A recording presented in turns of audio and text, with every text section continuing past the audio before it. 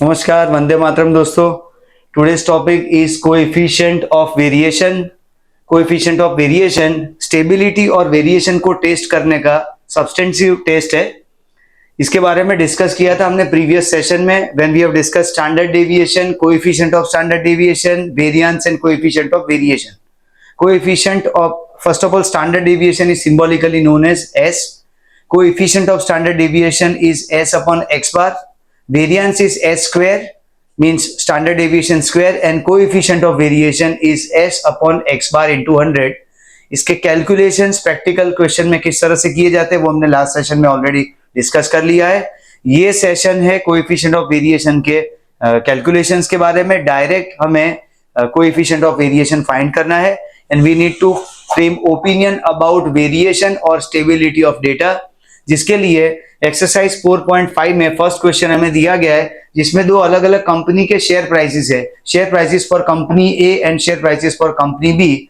We need to frame opinion about variation of share prices, जिसके लिए हमें coefficient of variation यानी COV find करना है, जिसके लिए पहले हमें नेसेसरी कॉलम प्रिपेयर करना है। तो for share price of company A x यानी शेयर के प्राइसेस दिए गए, टोटल यहाँ पे 10 ऑब्जर्वेशन है, 321, 322, 325, 322, 324, 320, 323, 316, 319 एंड 318, टोटल 10 ऑब्जर्वेशन। इसका टोटल है 3210।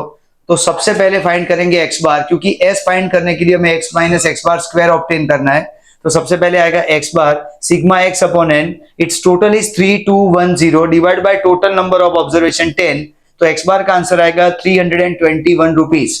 Answer for x bar is 321 rupees. उसके बाद हमें x माइनस एक्स बार का कॉलम ऑब्टेन करना है, जिसके लिए 321 minus 321 0, 322 minus 321 is 1, 325 minus 321 is 4, 322 minus 321 is 1, 324 minus 321 is 3, 320 minus 321 is minus 1, 323 minus 321 is 2, 316 minus 321 minus 5, 319 minus 321 is minus 2 and 318 minus 321 is minus 3.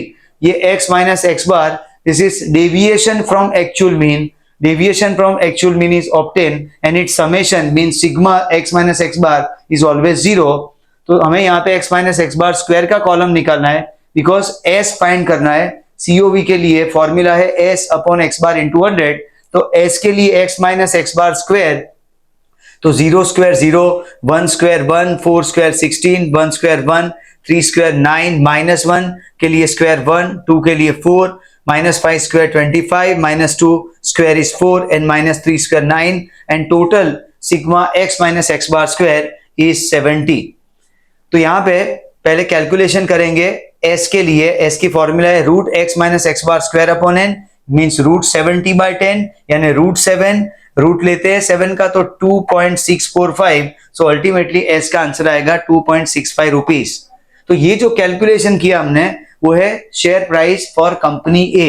अब share price for company B, जिसके लिए x की value है 141, 146, 130, 146, 142, 145, 132, 134, 132 and 152, और इसका total है sigma x 1400 और x बार आएगा सिग्मा x अपॉन n यानी 1400 बाय 10, 10 नंबर ऑफ ऑब्जर्वेशन। तो उसके लिए x बार का आंसर आएगा 140। Again x minus x bar का कॉलम ऑब्टेन करना है। 141 minus 140 1, 146 minus 140 6, 130 minus 140 minus 10, 146 minus 140 6, 142 minus 140 2, 145 minus 140 is 5, 132 minus 140 minus 8, 134 minus 140 minus 6, 132 minus 140 minus 8, 152 minus 140 is 12। तो this is column of deviation from actual mean यानी x minus x bar. उसके बाद x minus x bar square, 1 square 1, 6 square 36, 10 square 100, 6 square 36, 2 square 4, 5 square 25, minus 8 square is 64, minus 6 square is 36, minus 8 square is 64 and 12 square is 144, जिसका total आएगा 510। तो पहले यहाँ पे s find करना है। s की फॉर्मूला है root sigma x minus x bar square upon n यानी रूट 510 अपॉन 10 यानी रूट 51 और उसका रूट आएगा 7.141, यहाँ पे था 2.645, third digit was 5, so second digit पे उसकी इफेक्ट आई, इसलिए आंसर था 2.65. Here 7.141, third digit is 1, so answer will be 7.14 rupees for standard deviation of share prices of company B. तो इस तरह से दो नेसेसरी कंपोनेंट एस और एक्स बार दोनों में फाइंड करने हैं. इसके बाद फर्दर कैलकुलेशन, कंपनी ए के लिए coefficient of variation s upon x bar into 100 means 2.65 upon 321 into 100, so 0.00825 into 100, so its final answer for coefficient of variation is 0.825%. Second company B के लिए कोई variation s upon x bar into 100, s की value है 7.14 upon x bar is 140 into 100 means 0.051 into 100, answer is 5.1% for coefficient of variation.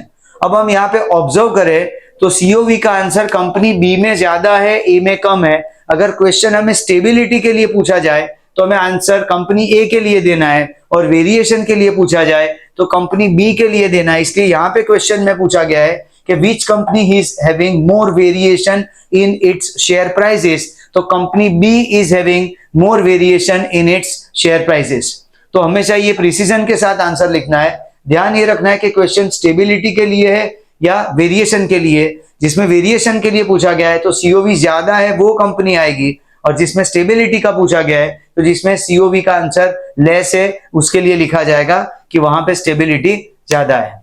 Next question में salary of employees company and company B, mean salary यानी x bar और x bar दोनों company के लिए दे दिया गया है. एक्स बार ए के लिए है 600 और बी के लिए 2100. This is average salary, mean salary for company A and company B. Then standard deviation is also given. Standard deviation s is for company A is 30 rupees and for company B is 84 rupees. तो दोनों necessary component S and X bar, ये दोनों necessary component already given in this question number 2. तो हमें find करना है company और company B के लिए, और चेक करना है कि कौन सी कंपनी में स्टेबल सैलरी है. अब स्टेबिलिटी के लिए पूछा गया, इसलिए जहां पे सीओवी का आंसर कम है वही स्टेबल सैलरी माना जाएगा. तो पहले कंपनी ए के लिए CoV is S upon x bar into 100 means 30 upon 600. S है 30 और एक्स बार है 600. 30 upon 600 into 100, 0.05 into 100, so 5%. Coefficient of variation का आंसर है 5% फॉर कंपनी ए. और कंपनी बी के लिए CoV S upon x bar into 100, S is 84 and x bar is 2100 into 100, 0.04 into 100, so answer is 4%.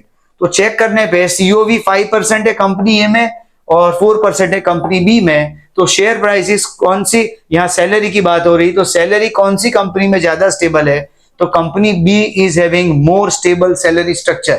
Company B is having more stable salary structure compare to company A, और we can say company A is having more variation in salary structure compare to company B. तो question यहाँ पे stability के बारे में, इसलिए हमें company B के लिए आंसर लिखना है कि company B is having more stability in its salary structure. Next question में ऑलरेडी कोएफिशिएंट ऑफ वेरिएशन दिया गया है. Set 1 and set 2 two database है, जिसमें सेट 1 के लिए 30% और सेट 2 के लिए 25% है, और स्टैंडर्ड डेविएशन सेट 1 का 15 और सेट 2 का 9 है. तो यहाँ पे कैलकुलेशन करना है हमें कोएफिशिएंट ऑफ वेरिएशन का. फॉर्मूला रखनी है क्योंकि एक्स बार पूछा गया है. खास ध्यान रखना है ये फॉर्मूला यूज करते हो. बाय चांस किसी क्वेश्चन में अगर वेरिएंस दिया गया हो तो उसमें से हमें पहले स्टैंडर्ड डेविएशन निकालना है. क्वेश्चन में हमेशा स्टैंडर्ड डेविएशन यूज होता है. यहाँ पे क्वेश्चन में स्टैंडर्ड डेविएशन दिया हुआ था. अगर बाय चांस वेरिएंस होता तो पहले हमें स्क्वायर रूट लेना होता. तो स्टैंडर्ड डेविएशन अप्लाई करना है. यहाँ पे s upon x bar into 100, जिसमें सीओवी है 30%, s है 15, एक्स बार फाइंड करना है. तो इंटरचेंज करेंगे पोजीशन, एक्स बार जाएगा यहाँ पे लेफ्ट साइड पे और 30 यहाँ डिनोमिनेटर में आएगा. तो x bar is equal to 15/30 into 100, तो एक्स बार का आंसर आएगा 50. यानी सेट 1 में एक्स बार है 50, सेट 1 में एक्स बार है 50, सेट 2 में सीओवी है 25, S is 9 and x bar find करना है इंटू यहाँ पे 100. इंटरचेंज होगी पोजीशन, तो x bar is equal to 9/25 into 100 and x bar का आंसर है 36. सो सेट 1 के लिए एक्स बार है 50 और सेट 2 के लिए एक्स बार का आंसर है 36. इसके बाद नेक्स्ट जो टॉपिक है after this coefficient of variation, next topic is combined standard deviation. अब ये जो है स्टैंडर्ड डेविएशन का ही एक तरह से एक्सटेंशन है, बट कंबाइंड स्टैंडर्ड डेविएशन तब यूज होता है जब हमारे पास हेट्रोजीनियस डेटाबेस हो, means the data is divided into small groups as per the homogeneity criteria, means small homogeneous groups are created out of total data. तो हर एक ग्रुप का सेपरेट मीन फाइंड किया जाता है पहले, और फिर उसको कंबाइन करके हम कंबाइन मीन ऑब्टेन करते हैं। जैसे कंबाइन मीन का कैलकुलेशन है, सेम यहाँ पे कंबाइन स्टैंडर्ड डेविएशन है। तो कंबाइन स्टैंडर्ड डेविएशन की फॉर्मूला पहले SC, जैसे combine mean is symbolically known as x bar c, सेम combine standard deviation is symbolically presented as SC। तो SC की फॉर्मूला है root n1 bracket s1 square plus d1 square plus n2 bracket s2 square plus d2 square upon n1 plus n2। अब यहाँ पे जो component है इस definition में, वो कंपोनेंट को समझते हैं। पहले n1 है number of observation of group 1, तो n2 होगा number of observation of group 2। s1 square is variance of group 1। By chance अगर हमें s1 दिया है तो होता है स्टैंडर्ड डेविएशन ऑफ ग्रुप 1, तो उसमें से हमें वेरिएंस निकालना है स्क्वायर करके। s2 square is variance of group 2। x bar 1 is mean of group 1 and x bar 2 is mean of group 2। तो ये बेसिक नेसेसरी कंस्टिट्यूएंट एलिमेंट्स है, कंपोनेंट है n1 n2 s1 square s2 square x bar 1 and x बार 2। इसके बाद हमें d1 और d2 find करना है। यहाँ पे फॉर्मूला में d1 स्क्वायर और d2 स्क्वायर ऑब्टेन करने हैं। तो d1 की फॉर्मूला है x बार 1 minus x bar c, d2 की फॉर्मूला है x बार 2 माइनस x बार c। यानी हर एक स्ट्रेटा के एक्चुअल मीन में से जब कंबाइन मीन हम माइनस करते हैं तो वहां पे डेविएशन मिलता है, उसको सिंबॉलिकली d के फॉर्म में लिखा जाता है। जितने स्ट्रेटा है उसके लिए यहाँ पे नॉर्मली यूजुअली 2 स्ट्रेटा होंगे, इसलिए d1 एंड d2। तो d1 is x bar 1 minus x bar c and d2 is x bar 2 minus x bar c।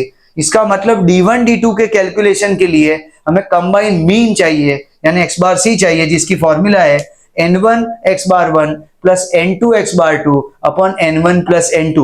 This is formula of combined mean. Already we have discussed in past exercises of chapter 3 measures of central tendency, जिसमें combined mean already आ चुका है, उसी को यहाँ पे use करना है। Again formula x bar c की आएगी n1 x bar 1 plus n2 x bar 2 upon n1 plus n2। अब ये फॉर्मूला को यूज करने के लिए हम पहले ये स्टैटिस्टिकल डेटाबेस यूज करेंगे। एक्सरसाइज 4.6 में फर्स्ट क्वेश्चन है जिसमें हमें दो डिवीजन के बारे में इंफॉर्मेशन दी गई है। Number of students is given for both the division n1 50 and n2 60। Mean marks is given x bar 1 is 60 and x bar 2 is 48। Standard deviation s1 is 10 and s2 is 12। याद है यहाँ पे data में हमारे पास n1 x बार 1 s1 n2 x बार 2 s2 है। सबसे पहले हमें यहाँ पे वेरिएंस चाहिए, इसलिए हम s1 का स्क्वायर करेंगे वेरिएंस, तो 10 का स्क्वायर होगा 100 यानी s1 स्क्वायर होगा 100। s2 है 12 तो s2 स्क्वायर यानी वेरिएंस आएगा 144। इसके बाद सबसे पहली रिक्वायरमेंट होगी कंबाइन मीन की, क्योंकि कंबाइन मीन के बगैर हम d1 d2 फाइंड नहीं कर सकते और वो एसेंशियल एलिमेंट है कंबाइन स्टैंडर्ड डेविएशन के लिए। तो सबसे पहले combine mean x bar c, formula is n1 x bar 1 plus n2 x bar 2 upon n1 plus n2। तो यहाँ पे n1 है 50, x बार 1 है 60 प्लस n2 60 और x bar 2 48। 50 upon n1 plus n2 is 50 plus 60 110।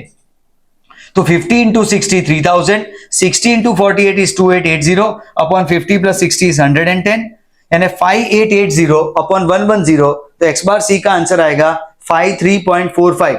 53.45 तो इसको माइनस करेंगे x बार 1 में से तो मिलेगा हमें d1, क्योंकि फॉर्मूला है d1 is x bar 1 minus x bar c यानी 60 minus 53.45 6.55 is the answer for d1। उसके बाद हमें d1 स्क्वायर निकालना है यानी 6.55 का स्क्वायर, तो उसका आंसर आएगा 42.9। d2 है x बार 2 minus x bar c, x बार 2 की वैल्यू है यहाँ पे 48 और x बार c हमने कैलकुलेट किया 53.45। 48 minus 53.45 it's answer is minus 5.45 और उसका स्क्वायर करना है तो स्क्वायर होगा 29.70 means 29.7 is the answer of d2 square.